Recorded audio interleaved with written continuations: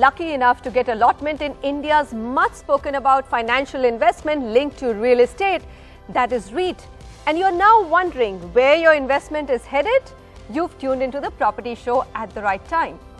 And if you're one of those who's still wondering what in God's name is a REIT, then I recommend you take a pen and paper and watch industry's foremost voices decode this investment option. Welcome everyone. As India's third REIT, Brookfield made a debut on the stock exchanges this week, and headlines talked about how REITs have finally arrived in the country. We've culled out this special to help you understand real estate investment trusts, that's REITs, and where this might fit into your portfolio. Let's welcome Mike Holland, CEO of Embassy Office Parks. And of course, Mike was responsible for bringing the first REIT and the largest REIT to India. We also have with us Srikanth Subramaniam, CEO of Private Wealth Kotak Investment Advisors Limited. And Srikanth will tell us how have high net worth investors taken to this instrument and should others also be looking at it. Ramesh Nair, industry expert and former CEO of JLL India, also joins us to give us an outlook of what's going to happen with commercial and office space and whether work from home changes the dynamics of the kind of returns you can expect from your REIT. Let's start the discussion. Mike, because you had the honor of bringing in the first REIT, I'm sure you've done this job enough number of times. Can you explain REIT to us in simple terms? Yeah, so thank you very much, Manisha. Lovely to be here with Ramesh and with Srikanth and, of course, with you. REIT, I'll start right at the beginning. So REIT stands for Real Estate Investment Trust. So here in India, that's a trust that owns a number of office properties. At the moment, there are only office REITs, but around the world, you can have REITs that are the industrial, they might be hotel REITs, they might be even single family rented housing REITs. But the thing that they all have in common is that they are generating income, rental income, which passes into the trust from the special purpose vehicles that hold those properties below. And one of the beauties here in India is that we have such a strong, high quality office rental market because particularly of the international companies and technology companies, domestic and international, that operate here. So that rental flow from those office buildings flows up to the trust, the REIT, and then the REIT is required under regulations to distribute a minimum of 90% of that net distributable income to its unit holders. And so the unit holder, it's not a company, so we refer to them as unit holders, are like shareholders in the company. They're receiving those distributions. Some in a company you call them dividends, but they're receiving those distributions on a regular basis. Again, the regulations require that we distribute once every 6 months. Most of the REITs in the market, I think, are distributing quarterly. We certainly do. And so for the unit holder, they have the benefit of that quarterly income, which would be 6 to 7% currently in the market, plus the appreciation of the underlying assets within that. And the dividend distribution comes to the unit holder in tax-free. So that's another advantage of the REIT structure. Okay. Srikanth, so am I right in understanding that they're more like a mutual fund than just a single share of a company listed? That's my number one question. And if we are, putting it next to a mutual fund, where do they sit, the current three listed REITs, in the spectrum of equity and debt investments? So thanks, Manisha, and good to be on the panel with both Mike and Ramesh. I think that would be a fair analogy that what essentially REITs has done is that it would peg the commercial real estate part of investments very close to how we are used to investing into conventional equity and debt through the mutual fund route, though technically, as I think Mike explained, it's not exactly a mutual fund, but I think from an analogy point of view for investors, I think that comes pretty close to it. And as far as positioning is concerned, and we, along with Mike did sort of catch on to this fairly early on, and we continue to be a very big advocate of REITs for investors from a perpetual income point of view.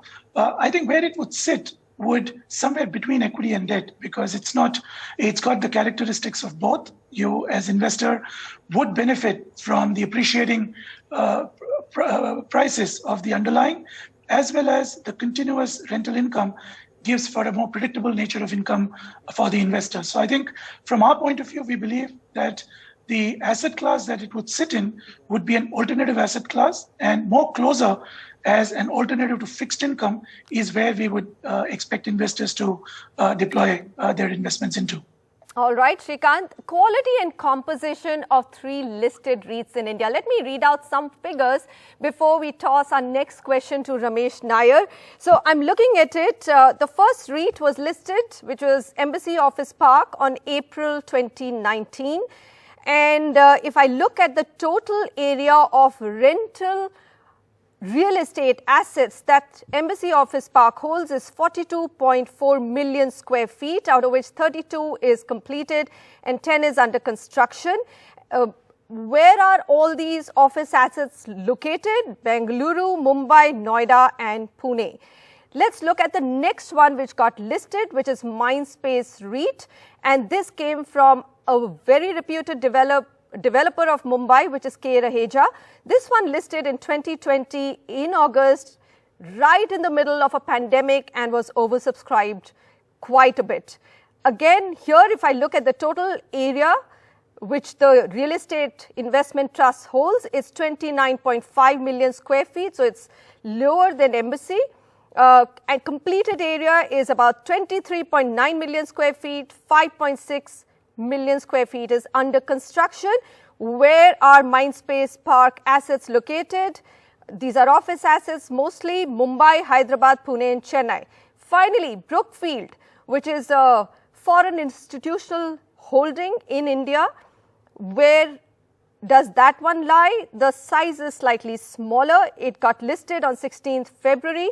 And if I look at the assets, total area which were REITed or brought into the trust for 14 million square feet, 10 million is completed and about 3.7 is under construction.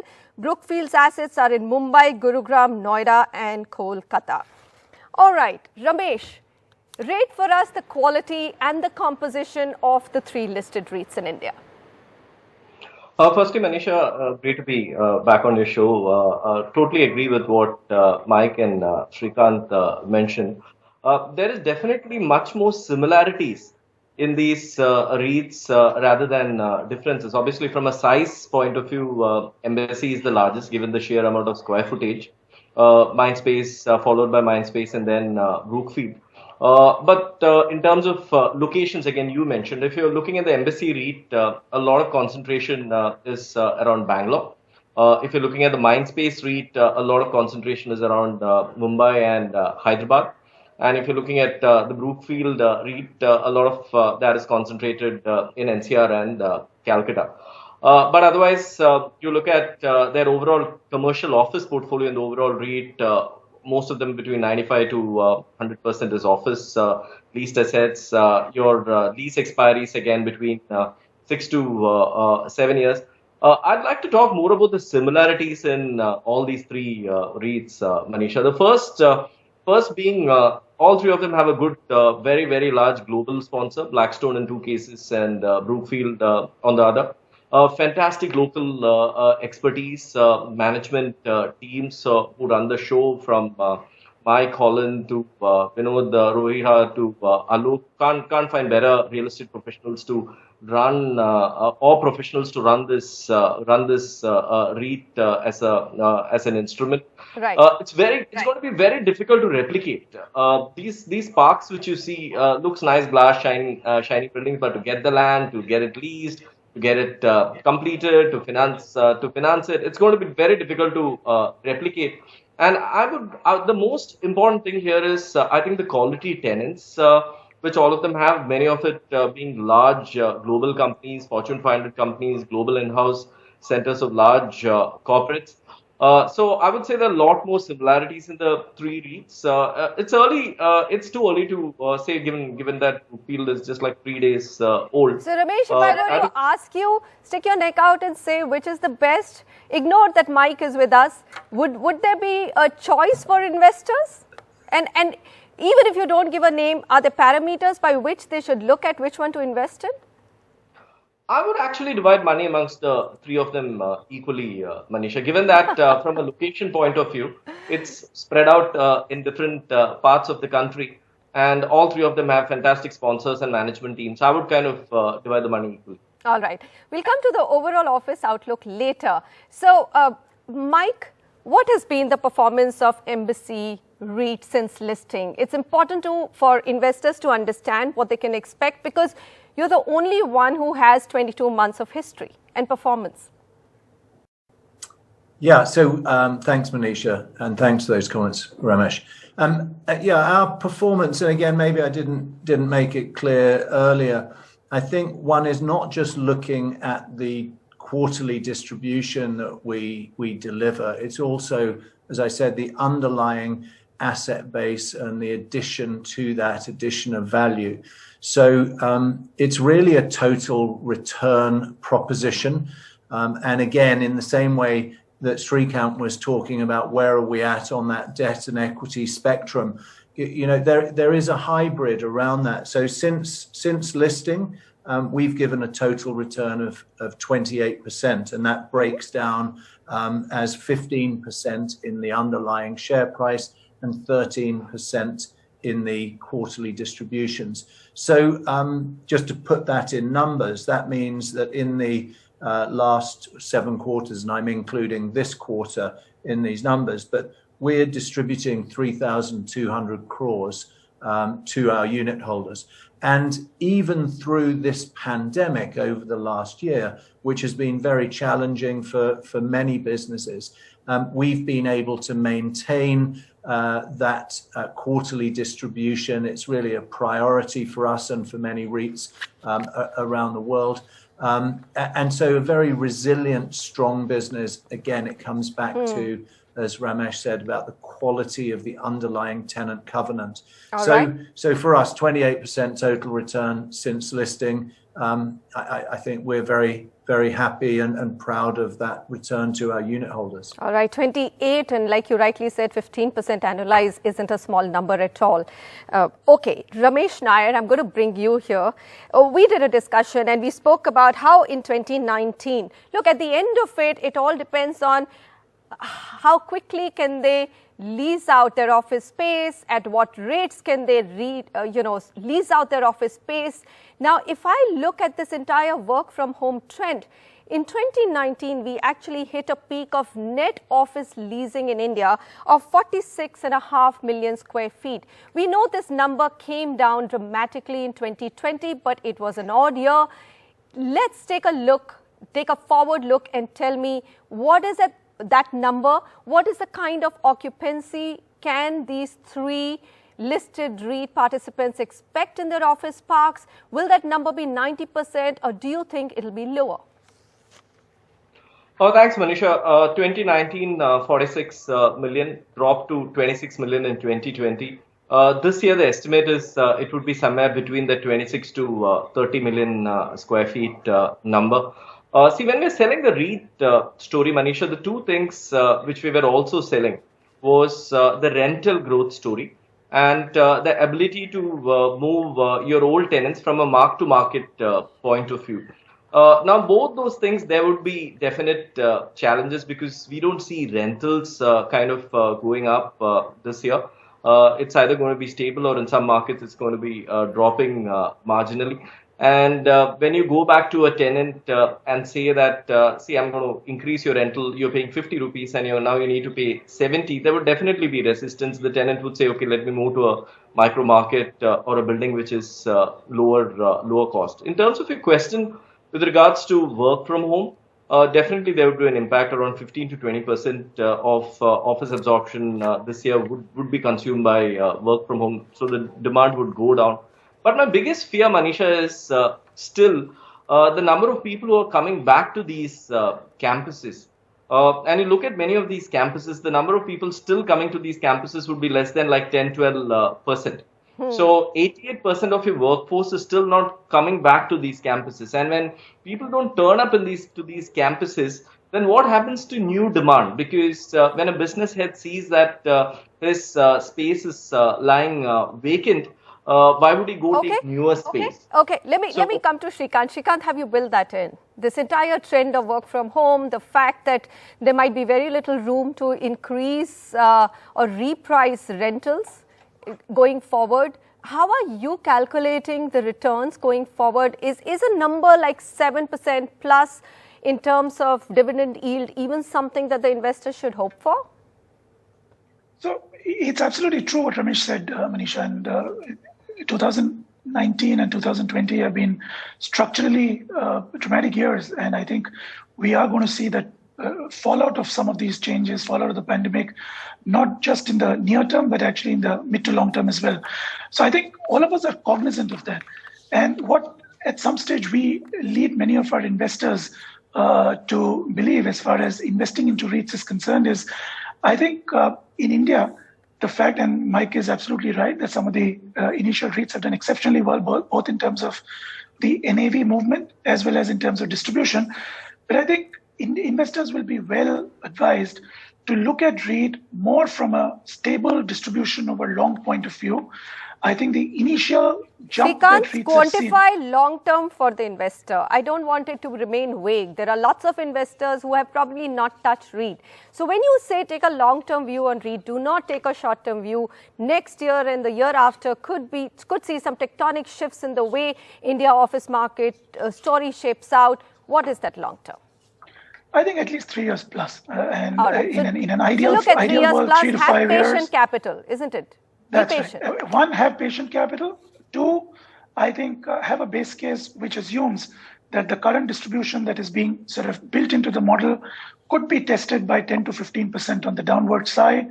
Add to that the fact that REITs have got benefits of taxation, which some of the other instruments don't. And also look at the fact that from an alternative point of view, interest rates in India are fairly all-time low. So all of that would still not rule out REIT only because there could be structural change happening. But it is important that one does not get excited on the other side and only looks at the NAV movement, that something got IPO'd at 300, went to, let's say, 400 or 480. I think those are trends which can normalize over periods of time. I think many parts of the world, globally, Singapore, Hong Kong, New York, investors invest into REIT not for early short-term tactical gains, but for long distributions, which could even be perpetual in nature. So I think if an investor goes with the right tenets, with the right advice, I think it's still we are talking of REITs, and as you rightly had summarized, Manisha, that each one of them are between 10 to 40 million square feet. So a little bit of vacancy will not have an immediate impact of REITs losing their complete sheen. But I think all the factors and all the variables that I touched upon need to be added before an investor makes the final call. All right. We've really taken a lot of time, but I think this very important question still needs to be asked. Are REITs for everyone? Because there is a limit. In a REIT IPO, you have to be able to invest minimum 50,000 rupees. And if you're buying on the Bombay Stock Exchange or National Stock Exchange, you need to put in an order of 200 units. How do we broad-base REITs, and is it worth broad-basing? Should SEBI look at it? We'll come back and discuss that.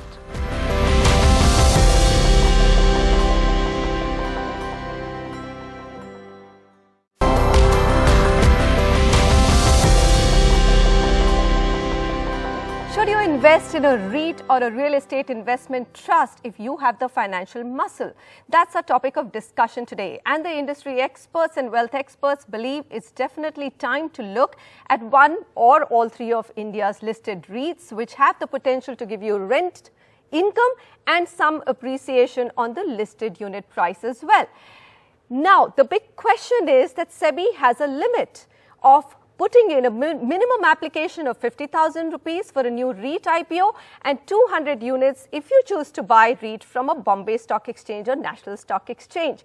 Mike Holland, this was an untested product, and therefore SEBI came out with a limit of first 2 lakhs, then reduced it to 50,000. Do you think it's time now, at least looking at the asset quality and the quality of REITs, to broad base this or bring it down? Yeah, I certainly do. And I think Manisha, SEBI did an absolutely fantastic job in putting the regs together, very much protecting the interests of retail investors. Now that we're nearly 2 years into post-listing, I think the product is proven. People are beginning to understand it. We've doubled the number of unit holders in our REIT since listing. And so we would hope that, and I believe that it will happen in due course, that lot size will reduce, further broadening the access to the product. I think that will be a good move. So here's my question. Have you seen an increase in the number of investors? What were you at IPO and where are you now? Yeah, so we were approximately 4,000 unit holders at the time of IPO, and that number's now about 9,000. But the vast majority of our investors are overseas institutional players. And that's very interesting because they understand REIT inside out. They've invested in those for many years in many countries. And we were very pleased to see a great level of interest from them, both at IPO and recently when we did a $500 million fundraise. So what I'm hearing, Mike, is that it's still predominantly, if I look at any REIT today, the investors, the nature of investors is going to be foreign institutional investors. Shrikant, that's not the way it is in a Singapore or a US listed REIT, though I know that even their money comes through maybe institutions. Do you think it's time now? Do you have confidence enough to broad base it? And are HNI investors that you deal with, all of them convinced about REIT or not yet? So I think at least in the segment that we deal, Manisha, we usually are in the private wealth segment, which essentially starts at $1 million plus. So maybe not exactly, quote unquote, the definition of retail the way we are looking at it. But yes, I think there has been a wholehearted participation in the HNI category that one has seen. And I also agree with Mike that I think given the quality of REITs that we have seen, given the reasonable regulation on REIT, I think it'll be a good idea for us to broad base it further. But I think it's very early days.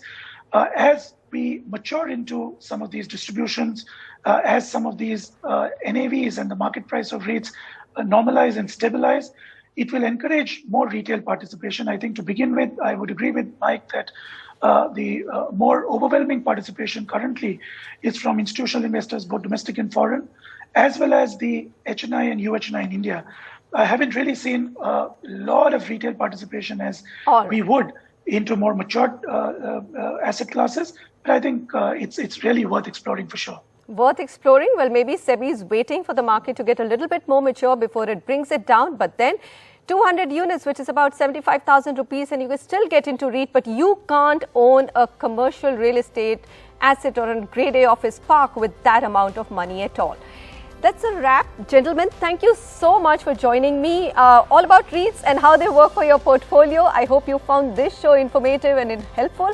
We will be back with more real estate opportunities next week, same time. Goodbye and thanks so much for watching.